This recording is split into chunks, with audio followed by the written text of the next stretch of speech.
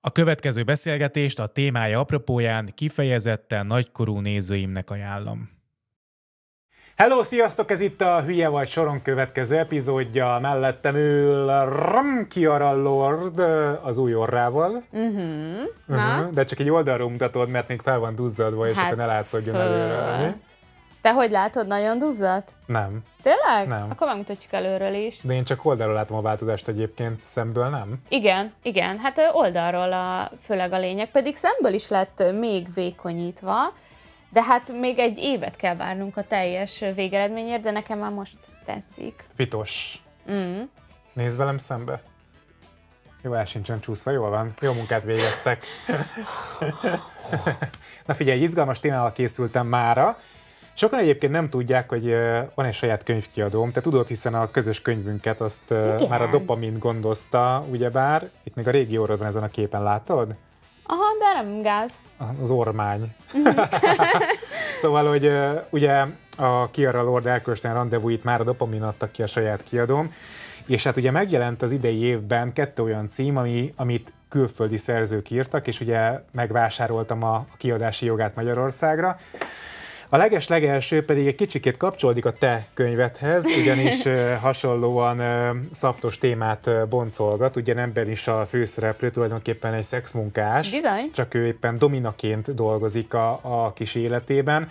A sorsa eléggé hányatottabb, mint a tied, akinek egyébként nem volt benne semmiféle csavar és nem tudom én, tragédia. Hál' Az övében Istennek. volt. Ja. Rae Dixonnak hívják egyébként a főszereplő hölgyet, akit el is raboltak, meg ott prostitúcióra kényszerítettek, ráadásul az akkori csávója csinálta mindezt vele, és hát végül is különböző kis, hát nem éppen legális megoldásokkal ő kiszabadult ebből a börtönből, és utána egy új életet kezdett már Echo-nek hívták régen, és Rea néven kezdett új életet, dominaként. Bizony.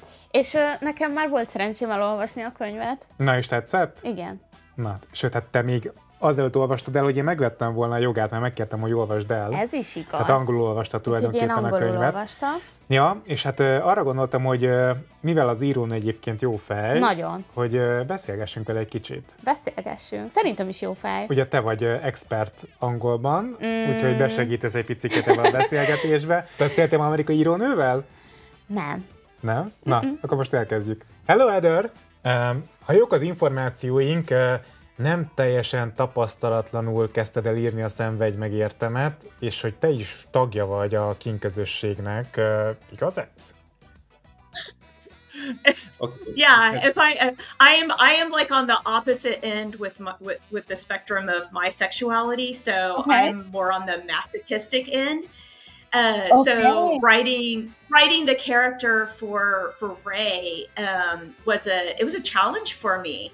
I had a lot of conversations with people who are in sex work, and including one of my really a good writer friend who Krista Faust, who was a professional dominatrix for many years. She worked in New York City. I believe she even worked in LA. She lives on the West Coast now. And she writes a lot about kink in her books.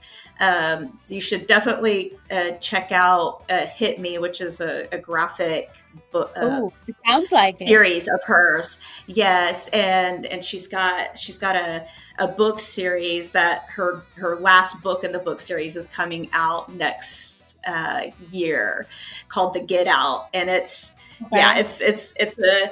got some kinky fun in there.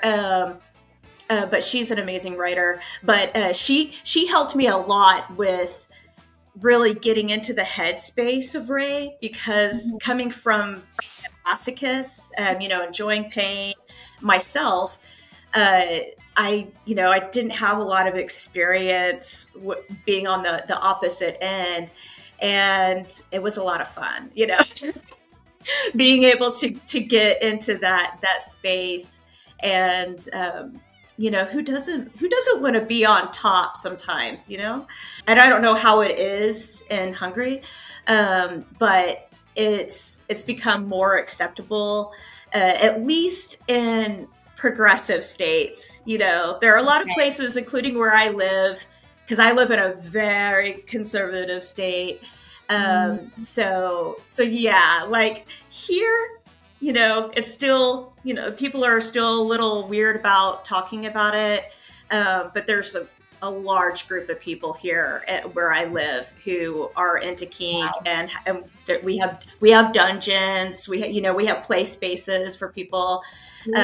So it's definitely happening. It's just that people don't talk about it as much here. Látjuk, hogy van egy paskoló ott a háttérben, a könyvednek az angol című. Mire fel nem figyelsz? Hát de nem. Honnan van? Yeah, my husband actually made that for me. Like he made it from, you know, he like literally took a piece of wood and carved it and did all of this, and then he put like some lights in it, so I can like it changes too. I can change like the lighting for it. I don't know if I have it. Yeah, I do have it turned on. But yes, so because we are in a dominant submissive relationship, it was kind of a very appropriate gift to give me for the release of my book. So yeah, so every time I have a book that comes out, he makes something for me. So I'm sure he'll make something for me with my upcoming book that's going to be out in February. Yeah. And there's some kink involved in that book, just a little bit. There's a little bit of kink involved, but... Ugye a regényben Rae karaktere, ő teherbe esik a fiújától, aki drogdíler, és hát prostitúcióra is kényszeríti a főszereplődet, akit akkor még ugye Ekónak hívnak. A nő ennek ellenére mégis megtartja a gyermeket, annak ellenére, hogy ez erőszakból fogant gyermek. Fontos volt neked a választás lehetőségéről írni a kötetben, az anya választásának lehetőségéről, hogy gyereket megtartsa, vagy pedig elvetesse? Yeah, and of course we're talking about whenever she was pregnant, the time period where she was pregnant, she would have had that choice. And not in all states, but she would have, I should say her right to have to not keep the baby would have been protected by the federal government. And then in the present day, it's not, you know, and that, you know, there's a stark difference. And so, you know, if somebody would have been, if she would have been in that situation today, and she didn't want to keep the baby because, you know, whatever her reasoning would be, she would have had to go through quite a bit, especially if she was living in Oklahoma still, or other red states. Like there aren't a ton of states now that it's protected. But so yeah, it would have made a huge difference in her life. You know, for good or bad, who's to say? But that was her reasoning, you know, basically to keep herself going. And she did, you know, in the book, she does weigh that. She's like, yeah, you know, she but she ultimately was like, yes, she felt that she felt that connection. And I think it was just because she felt like that they had even though her baby wasn't born, they had almost this trauma bond to get through, you know, the horrible situation. So, but yeah, it's a difficult topic to approach. And I tried to approach it as delicately as I could. But yeah, it's and it's a point, you know, I definitely get some pushback from people on many things in the book. But you know, there are people who are like, well, why would she keep the baby? And I'm like, I don't have control over my characters, okay? and whenever I initially when I developed the idea for me, I was in a MFA program, a master's program, and during one of the workshops we were just throwing out ideas, and the idea just kind of popped in my head. Single mom dominatrix becomes involved in an underground group of rich elites when one of her high-end clients goes missing. And so single mom was always a part of it, because I'm like, if she was just a dominatrix, she didn't have a child, she didn't have, you know, whatever. Sure, she could have a relationship, but being a single mom, keeping it from her daughter, keeping that life and her past from her daughter, it creates it just creates so much more drama and so much of a challenge for her. So yeah, I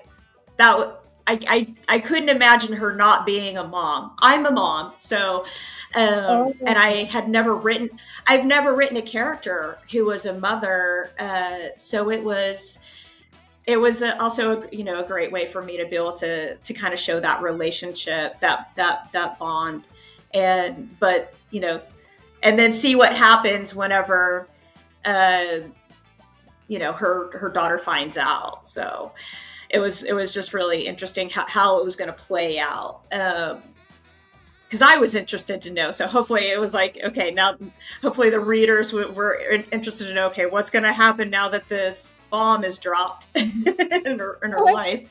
Wow, gratulálok! Thank you. Yeah, I've got an almost 19-year-old. What? And wow. Yeah, I just turned 45, so I'm owning it. And then and then we have a 13-year-old son. So yeah, and he's like very much a teenager. Wow. So, and no, neither of them have read my books. Thank goodness. Thank goodness. Ugye Rael lánya nem tudja, hogy az anyja mit dolgozik, teljesen más tud, mint ami a valóság. Azt hiszi, hogy egy masszázs szalonban ő az üzletvezető. Viszont ugye a regényben kiderül a számára is, hogy az édesanyja dominaként dolgozik, és ez elég rendesen ránehezedik a kapcsolatukra. Most ugye mondtad, hogy neked is vannak gyermekeid, illetve azt is tudjuk, hogy a kink közösség tagja vagy. Hogyan lehet erről beszélni a gyerekkel, hiszen te is ugye vállalod tulajdonképpen egyrészt a könyv megírásával, másrészt interjúban ugye ezt elmondtad, hogy a kink közösség tagja vagy.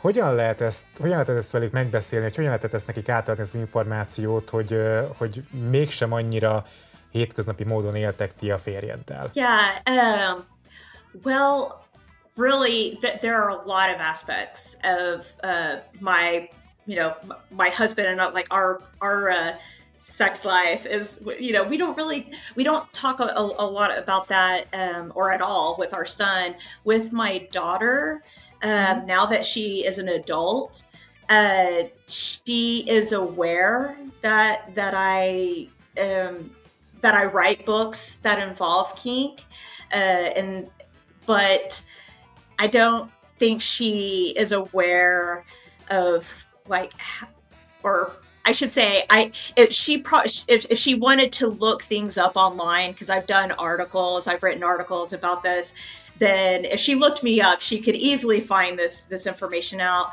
But I have not gone into like any detail with her about it. But I have talked about, obviously, like my sexuality as a bisexual person. My husband and I are monogamous. A lot of people in the kink community are not, and my daughter's openly bisexual as well. So like we talk more about that on the side of sexuality. Okay. But I think she is aware that I enjoy pain. I don't think she is like too knowledgeable on like BDSM. Like that's like outside of her world. She hasn't even dated anyone yet. So she's kind of like, So she knows, but she doesn't know because she like doesn't want to know. So yeah. És mondjuk mi a helyzet a szomszédokkal, vagy a város, ahol élsz? Hogy ők hogyan viszonyulnak mondjuk hozzád, vagy azokhoz, akik ugye a kink közösségben vannak? Ez egy jó kérdés. Yeah, I think it. You know, it's funny. Whenever the very first time that I guess you could say I came out as being a kinky person, this was many years ago, and I had written an article called "Welcome to the Dungeon: BDSM and the Bible Belt." Because, you know, we are the Bible Belt. And wow. Whenever I wrote that article, it was you know, it kind of blew up. The article at the time blew up, and it was just, you know, through this little site, and then the site kept getting like thousands of hits, and I received a lot of messages, private messages from people who were like parents of our kids, like at school, and they, or at the time our son was itty bitty. He like, but like my daughter, her like parents were messaging me, and really it was all like mostly curiosity. They were just asking questions about it, and then there were some people who were like, I am also into kink. And they were excited to see like somebody that they knew who was into it. And now, you know, everybody knows. Everybody like pretty much if people have read my work, and a lot of friends have read my work, and they've seen my posts, they've seen interviews that I've done, they know that I'm very open about it. I think that the more people are open about it, you know, especially in these really conservative spaces where people, you know, are kind of don't want to talk about those aspects. I think that people can be educated more. People who are interested in looking into it, you know, spice up their life. It doesn't mean that they have to get chained up on a St. Andrew's cross. But, you know, somebody wants to, you know, find out what kink is about and explore it. I hope that it, yeah, I hope that it and you can, I'm sure you could see from reading Hurt for Me, a lot of people after reading the book, they were like, I like how it was like educational. You know, I wanted it to be like, as Viv is teaching Ray the ropes, I wanted that to be kind of a teaching experience for the reader, without just, you know, kind of like, here you go, now I'm going to teach you something.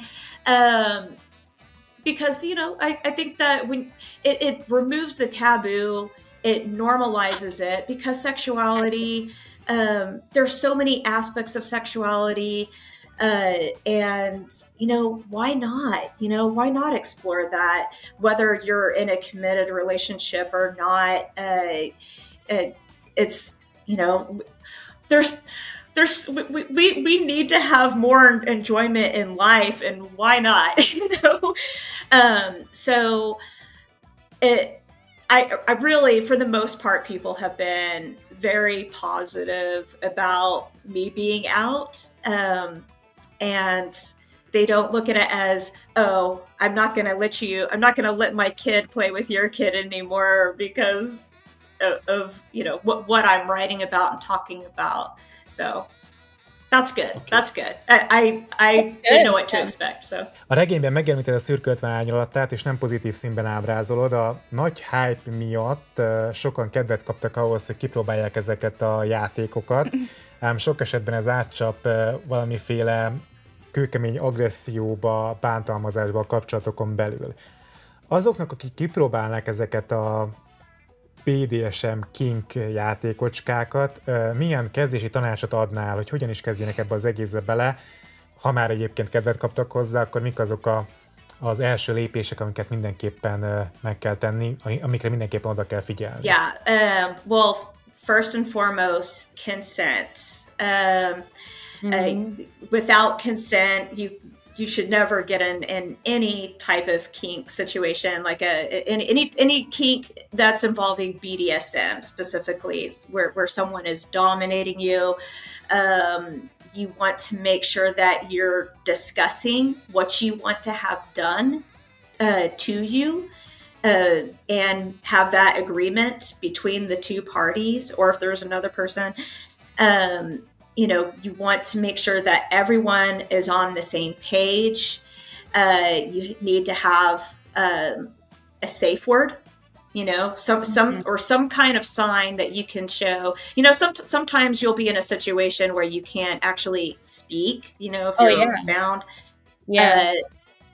So you need to have some unspoken or spoken way of communicating to the person. Okay, this is too much for me. You need to make sure that you are sober, like no alcohol, no drugs. So that way you are of sound mind as you're going through the experience. And really, whenever you're experiencing kink, there is a wonderful thing that you can experience called subspace. Which is it is almost like you're on a drug. It's that adrenaline, that euphoria kind of experience that you get from experiencing pain or domination.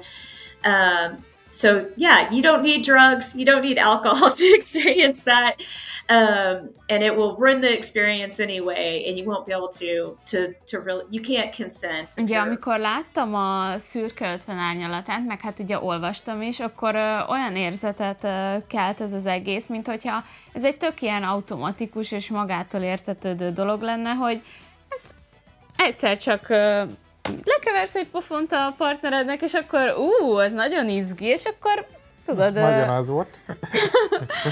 Úgyhogy ez egy ilyen túl van úgy idealizálva, hogy te erről mit gondolsz? Tehát ebben a filmben, regényben nincsen semmilyen ilyen megbeszélésre utaló dolog. Jó, az aláírt szerződés leszámítva, de... Így emlékszel rá? Én nem is emlékszem rá. Hát azért az elég vicces volt, úgyhogy arra emlékszem, igen. Szóval mit gondolsz erről, Heather?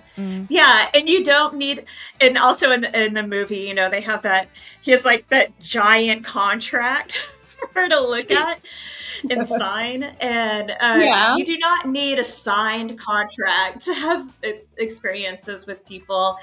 It could be verbal. Obviously, it's better if you know someone. If you're not sure how to get involved, you can find kink spaces. FetLife, which is FetLife. FetLife is a kink website. There are people from all over the world on that website. You can connect with people locally there to explore. But you want to know someone. I think you get into a dangerous situation if you're just meeting up with a stranger to do kink. But erről jut eszembe, hogy nekem azért van egy történetem, amit meg szerettem volna osztani. Micsoda? Hát 10 évvel ezelőtt, amikor elkezdtem ugye a felnőtt karrieremet, akkor kis naív kislányként kiküldtek külföldre egy céghez, amiről hát annyit mondtak, hogy ilyen enyhe BDSM dolog várható, de nem teljesen ez történt, mert egy elég komoly mentális, pszichés nyomást gyakoroltak rám. Egy padláson forgattunk éjfél után, pont azért, és ezt mondták is, hogy úgy egy ilyen fura állapotba kerüljek, tehát hogy olyan félelmetes legyen, és fizikailag nem bántottak, vagy bántalmaztak, de így hosszan a szemembe néztek, szóval az volt a lényeg, hogy úgy lelkileg megtörjek, és hát sírtam is, és ez egy nagyon rossz élmény volt, ugye semmi tapasztalattal a hátam mögött, szóval úgyhogy semmit nem tudsz erről a világról, ez így azért nagyon ijesztő, és egy rossz bevezetése volt az én életemben, úgyhogy azóta úgy elég zárkózott is vagyok. ezzel kapcsolatban, úgyhogy nekem volt egy ilyen rossz élményem. Most már jól vagyok. És már jól vagy? Akkor ne nézzek hosszan a szemedbe, ugye, majd te elsíred magad. Ja, lehet, hogy ilyen zavarba hoz. Like a perfect example of what not to What do. not to do. And of course, you know, with you being, you were so young too. And and you know, you saw in the book the women who are going missing. You know, there's some of the women who are going missing in that kink community. They were very young, and you know, there are like so many. I call them faux doms. You know, these little fake doms who. You know, they think that they're Christian Grey, and but you know, they just want to have control over, you know, a young beautiful woman, right? And yeah, and or you know, sometimes there are women who are like, yeah, they think they know what they're getting into, and they want to, you know, have someone who takes care of them. They've got these men who are like, I will take care of you, but I'm going to be dominating you. And then they get into an abusive situation, and those are people who give kink a bad name, and they're like a minority of people who are into kink, you know, who are I wouldn't even put them in the world of kink. They're just abusers. So. Erről jut eszembe, hogy több lányt is ismerek, akik mondjuk azért mennek bele ilyen kinki játékokba, hogy a partnerüknek ezzel imponáljanak, és igazából egyáltalán nem élvezik, de azt gondolják, hogy ezzel lehet úgy bevágódni a férfiaknál, vagy a partnerüknél. Yeah, that's a good point. That's an excellent point. And that's you know, that's one of those things where you know, women need to communicate, and men too. There are men. I know plenty of submissive men too, and they get into situations where they feel like they can't say something, just the same way that some women feel like they can't say something because they want to please their partner. Yeah, they have to endure and stuff. Yeah, and if that's not something you're into, or if there's a certain aspect that you do like, because that happens a lot of times too. Because maybe somebody's like, yeah, I like my, you know, butt smacked while we're having sex, but they don't want to be choked during sex, you know, like those are two very different things, and somebody, you know, they may not be into that. And if they communicate that with their partner, and their partner is like, well, this is what I like, and you know, they really push them to do it, then they really need to evaluate being in that relationship, if that relationship is the best thing for them. Because if they're going to push them on that, what else are they not respecting? They're not respecting their boundaries, and that's a no-go for a relationship. So including in a you know, kink relationship, that's like consent, boundaries, those are two huge things you always have to respect. Ugye a regénynek van krimi része is, ugye a kink közösséget támadás éri Oklahomában. Mit gondolsz, hogy a való életben mennyire gyakoriak ezek a támadások, mennyire vannak jelen hasonló atrocitások a kink közösségen belül? Yeah, like I have not heard of anything that extreme happening within like the personal kink community, but there have certainly been situations where you know, young women have been trafficked who were, you know, just connecting with a stranger. It's usually always with a stranger, getting into a bad situation, thinking that they're going to have a kink experience with someone, and then it ends up turning into a dangerous situation. So yes, I would say that things certainly happen. I just took real life kind of situations and just amped it up 3,000 times by involving people who were high up within society, you know, because that, of course, it's always harder to fight against people who have a higher status and money to be able to protect themselves from being prosecuted. So. És szerinted hány ember esik áldozatul ilyesminek, számszerűsítve? I would, it's so hard to tell because it is still, very underground in a lot of places. But I would, just from my experiences with people and talking with people, for the most part, everyone is on the up and up. Like people are doing what they're supposed to be doing within the community. I mean, you'd be surprised. Like your teachers, politicians, other community members I've seen, just every day, every walk of life is into kink, and I think for the most part, people are, they're not doing anything dangerous. I think it's just that very small percentage of people that want to have control in a dangerous way, and they don't care about consent. So it's a good thing. But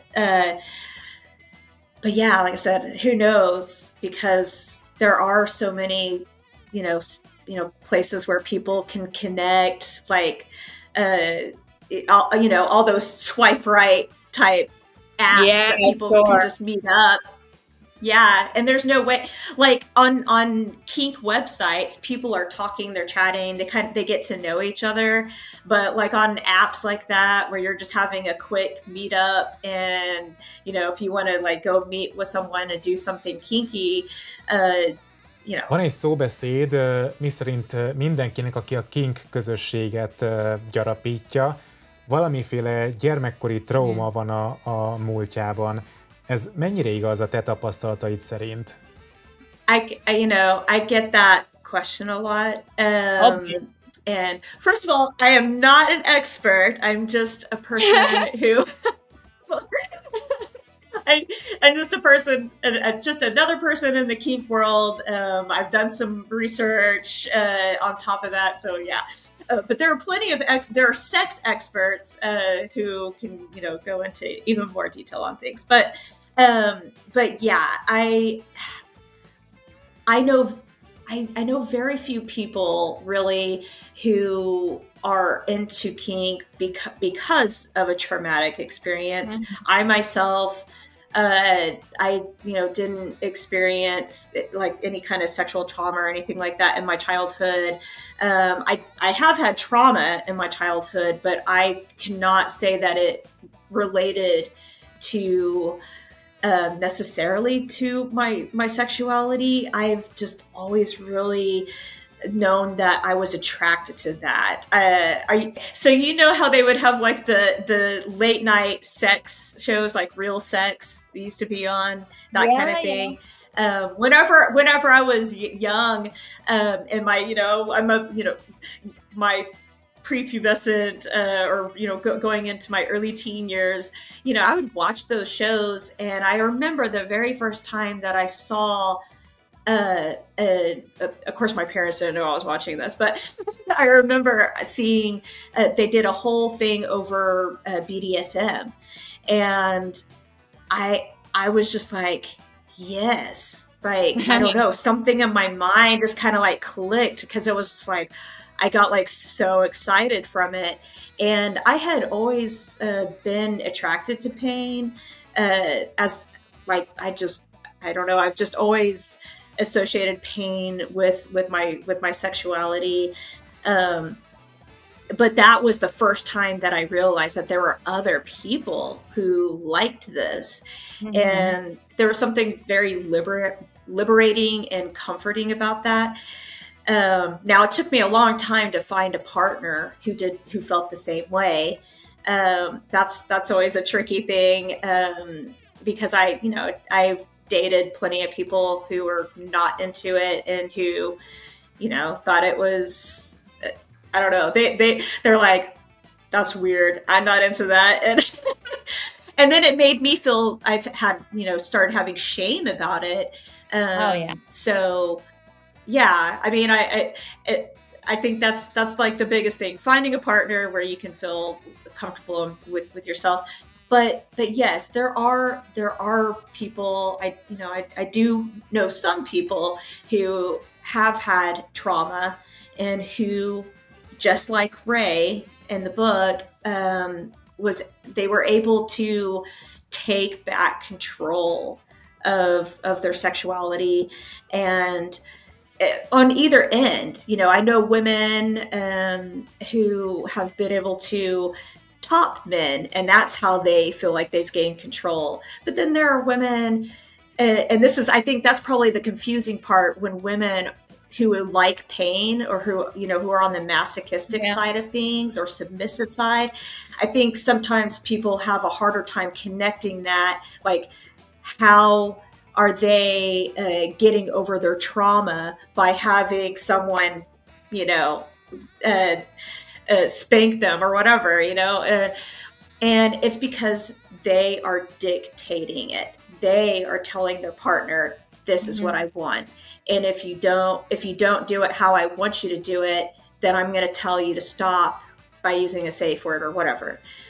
So they are in control of that situation, which is different than when they were experiencing their trauma, where they were not in control of what was being done to them. So I think that's the easiest way for me to explain it to people whenever they ask that, or have that big question of like, how, and I hope that people reading, I've had people send me messages, and people come up to me even whenever I've done book signings, who have said they appreciate how I approach that, and that it made them feel empowered reading it, because they had experienced trauma, and they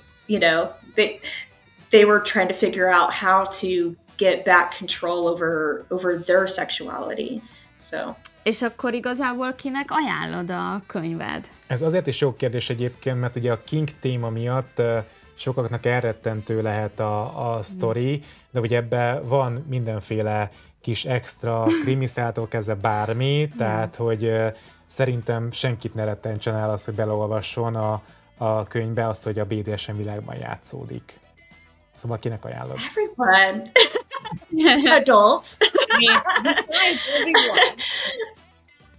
I mean, like, really, I think that men should read it too. I think they can learn a lot, especially if they are wanting to be into kink, that you want to learn how to be someone who is good at being a dominant person. Read the book. Women who are interested in kink, and people who are not interested in kink, but they just want to see another side of life, another side of sexuality, even if they may never want to experience that. That's the joy of reading, right? To experience something. You don't have to do it. You can experience it through reading it, and then you feel safe, like, okay, I'm good. I read that, and now, I'll move on to my cozy romance. Heather, köszönjük szépen a beszélgetést, egy élmény volt veled diskurálni erről a témakörről. Thank you for having me, and I hope everyone goes out and buys Hurt for Me. Now, how do you say it in Hungarian? Hát mondjad ki. Szenvedj meg, értem. Szenvedj meg, értem. Nem akarod megismételni? Well, awesome. Well, thank you again. Nem meri. Nem. Köszönjük szépen! Szia! Szia, Heather! Nagyon cuki! Ugye? És gondoltad volna, hogy 45 éves? Nem, egyáltalán nem gondoltam. Az, hogy 2 gyereke van. 19-13 évesek. Nagyon komoly. Elképesztő. Nagyon jó fejcsaj. Igen. Na, ha szerintetek is jó fejcsaj volt, akkor keressétek a könyvesboltban a Szenvedj meg, értem című könyvet Heather Levy-től. Nem Levi, hanem Levy, ugye a neve.